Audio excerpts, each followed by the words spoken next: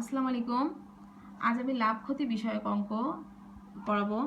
তো এই লাভ ক্ষতি বিষয়ক অঙ্ক করতে হলে আমাদের এই 3-3-6টা সূত্র আমাদের মাথায় রাখতে হবে। তো যেমন লাভের ক্ষেত্রে কি হবে, লাভ সমান বিক্রয় মূল্য বিয়োগ ক্রয় মূল্য, বা বিক্রয় মূল্য সমান ক্রয় মূল্য যোগ লাভ, বা ক্রয় মূল্য সমান বিক্রয় মূল্য বিয়োগ লাভ। এই লাভের ক্ষেত্রে তিনটা। আর ক্ষতির বেলায় যে ক্ষতি সমান ক্রয় মূল্য বিয়োগ বিক্রয় মূল্য, বা ক্রয় মূল্য সমান বিক্রয় মূল্য যোগ ক্ষতি, বা বিক্রয় মূল্য সমান ক্রয় মূল্য বিয়োগ ক্ষতি। এই 6টা সূত্র আমাদের মনে রাখতে হবে।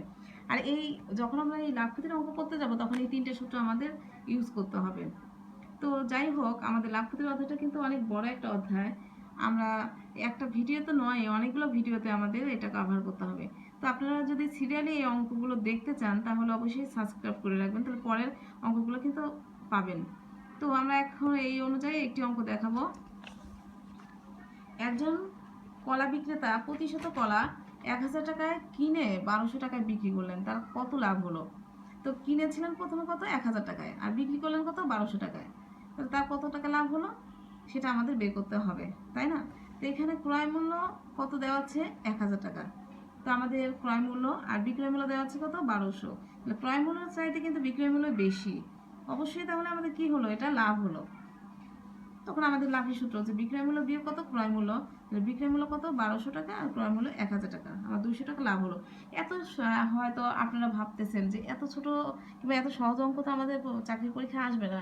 কিন্তু হ্যাঁ, আসবে না ঠিকই, কিন্তু আমাদের এটা বেসিক করার জন্য এটা আমাদের অবশ্যই দরকার। কারণ আমাদের অন্য অন্য অঙ্কের ক্ষেত্রে আমাদের এটা প্রয়োজন পড়বে, অনেক বড় বড় অঙ্কের ভেতরে এই কথাটা আমাদের প্রয়োজন পড়বে, তাই আমি শিখালাম। আচ্ছা, আমি এখন লাভ নিয়ে করালাম, আমি একটা ক্ষতি নিয়ে অঙ্ক শেখাবো। যে একজন দোকানদার একটি জিনিস 1600 টাকায় ক্রয় করে 1400 টাকায় বিক্রয় করলো, এতে তার কত লাভ বা ক্ষতি হলো? তো কিনলো কত, 1600 টাকায়, যে জিনিসই হোক, সেই দোকানদার 1600 টাকা কিনে নিয়ে এসে বিক্রি করতে পারছে না, তখন সে কি করলো, 1400 টাকা বিক্রি করলো। মানে তার লাভ তো দূরে থাক, তার কিন্তু ক্ষতি হয়ে গেল। যদি যে টাকায় কিনেছে সে টাকায় বিক্রি করতো তবুও তার ক্ষতি হতো না, কিন্তু যে টাকায় কিনে নিয়ে আসলো তার চেয়ে কমে বিক্রি করলো, তার মানে তার ক্রয় মূল্যই কম আর বিক্রয় মূল্য বেশি, ক্রয় মূল্যই বেশি আর বিক্রয় মূল্য কম। তাহলে আমাদের এটা অবশ্যই ক্ষতি হয়েছে। তাহলে আমাদের ক্ষতির সূত্র বসাতে হবে। ক্ষতি সমান কত, বিক্রয় মূল্য বিয়োগ, না সরি, ক্রয় মূল্য বিয়োগ বিক্রয় মূল্য।